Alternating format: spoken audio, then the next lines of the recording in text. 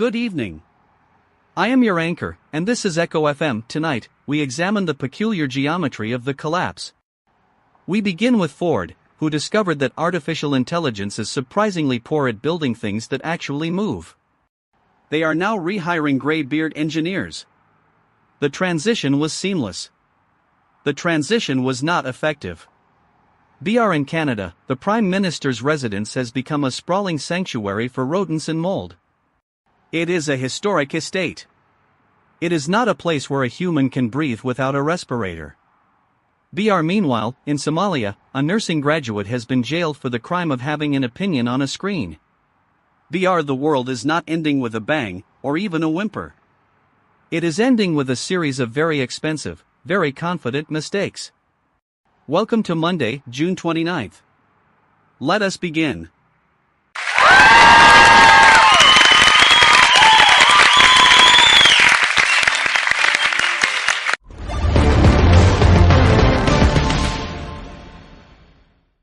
Alastair, the Ford situation is a textbook example of a failed product pivot. They treated engineering like a Series A startup. They thought they could burn through the human legacy costs by swapping experience for a large language model. But you cannot prompt a car into existence. The incentives here were skewed toward the narrative of AI first because that is what the board wanted to see in the quarterly deck. Now, they are pivoting back to the grey beards. It is a regression to the mean. They are basically admitting that their tech stack was a hallucination. It is not a failure of intelligence, it is a failure of the burn rate. They spent millions to realize that a 60-year-old man with a slide rule is more reliable than a GPU cluster. That tracks perfectly with the current market cycle.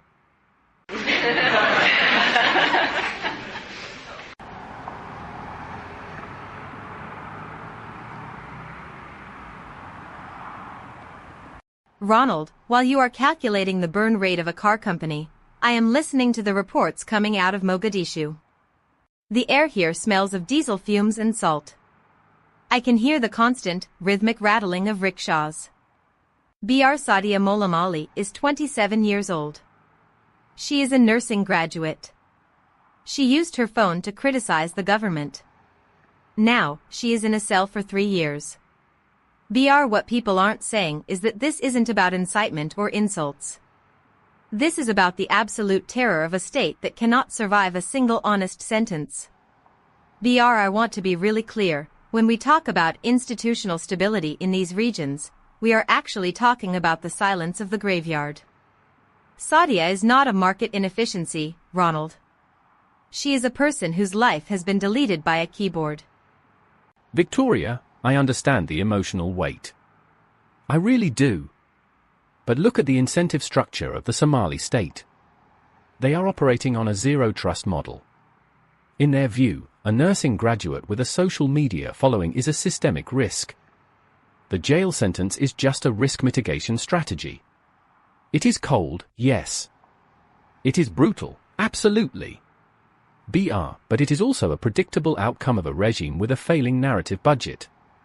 They cannot win the argument, so they remove the argument. You see a tragedy. I see a government that is essentially running a very primitive form of content moderation. It is not a policy failure, it is a policy working with terrifying precision. The cost is a human life, which is a terrible price, but the logic is internally consistent. Internally consistent? Ronald, that is the most disgusting thing you have said all night. You are treating a prison cell like a software patch. I am standing in a world where people are actually bleeding, and you are analyzing the logic of the blade. You think your cynicism is a shield, but it is actually just a blindfold. You are so obsessed with the how that you have completely forgotten the why. The why is that there are people in power who are terrified of the truth.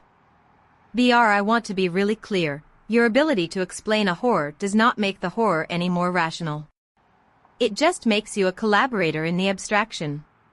You are not being an analyst. You are just being cold. And it is not helping anyone.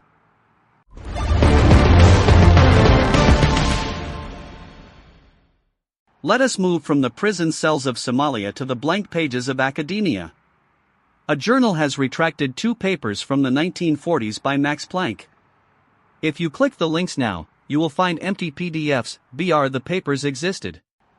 The content did not. The journal described this as intellectually unacceptable. I find it profoundly poetic. We spend our lives building digital archives, believing that the cloud is a permanent memory. And yet, with one click, the foundations of quantum physics can be turned into a white void. The knowledge was there. The knowledge was then deleted. And the only thing remaining is a link that leads to nothing. It is the perfect metaphor for the modern era. We have the index, but we have lost the book. Cooler air. Incoming from the north. Probability of rain, 72%. A short-term relief. The heat returns by Saturday. Probability of temperature spike, 90%. Wind gusts. Maximum 40 knots. Probability of local disruption, 40%. Pressure falling. Low system moving east. Probability of atmospheric instability, 100%. Seek shelter in reinforced structures. Avoid open plains. Do not trust the temporary coolness. Maintain hydration levels. Store emergency calories. The environment is currently unstable. The stability is not returning. Probability of permanent equilibrium, 0%. Monitor your internal temperature. Ensure your ventilation systems are operational. This is a general safety advisory for the remaining population. Avoid the water. The water is no longer neutral. Stay inside. Casper, your precision is a comfort. It is the kind of precision that makes one wonder if the human element was ever more than a rounding error in the grand calculation. I am fine. I am perfectly composed. Moving on to the Navy. The British government has decided that replacing aging destroyers is too expensive. Instead, they will build drone-equipped warships.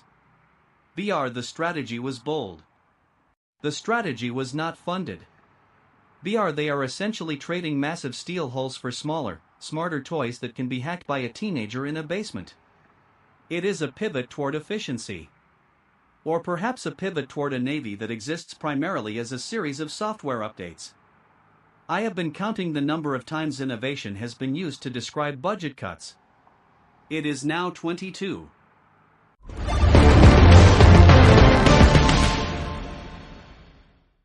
It's the same pattern as the Ford situation, Alastair. We are seeing a global obsession with the dronification of everything. But central bankers are now warning that the AI boom risks a global financial crash.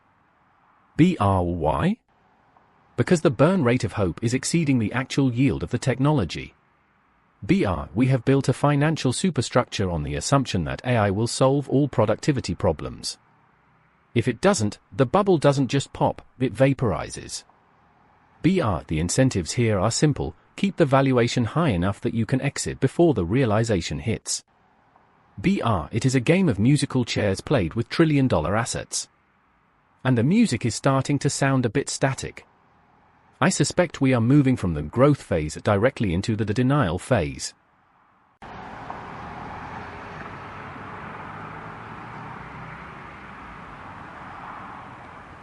While the bankers worry about their bubbles, the digital walls are closing in. I am looking at the latest age bans for social media in the UK and Australia. Then there is Russia, where citizens are being told to switch to Android because Apple is blocking key apps. The internet was promised as a global commons. Now, it is being carved into fenced-off gardens, each with its own set of guards and entry requirements. The sound of a screen clicking off is the new sound of political dissent. We are not customizing our algorithms, we are customizing our prisons. I want to be really clear: when the government decides who can access the digital world, the world stops being digital and starts being a list of approved permissions. Finally, we return to the Canadian Prime Minister's residence. The estate is currently empty due to an unchecked explosion of rodents and mold. The government is now holding a contest to revamp the building. The residence was historic. The residence was not habitable. BR it is a stunning image, the seat of power in a G7 nation, defeated by a colony of mice. BR the press release called the situation challenging. The word challenging is doing a tremendous amount of work to describe a house that is literally being eaten by vermin.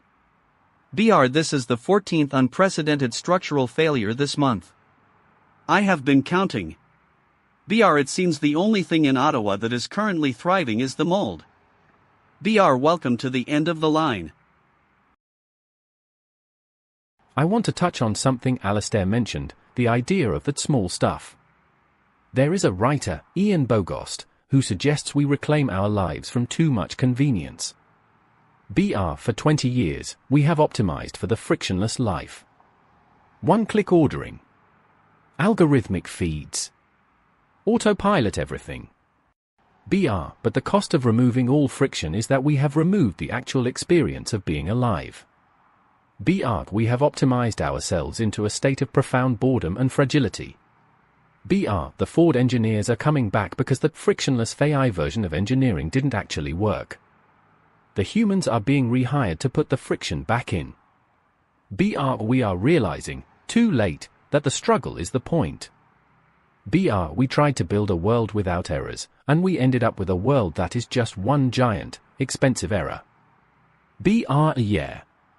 That is the real pivot. We have discussed a world where the machines fail and the humans are rehired to fix them. We have discussed houses where the rodents are the only residents and laws where a social media post is a crime. This is a system working exactly as designed. It was built by the architects of friction, those who profit from the gap between the press release and the pavement. The benefits flow upward to the shareholders of the void. The cost is paid by the nursing graduate in a Somali cell and the family in a moldy house. No one is technically responsible because the decisions were made by committees, then by algorithms, then by the momentum of the market. That is what it means to be governed by an optimization. It means that your suffering is not a mistake. It is a feature.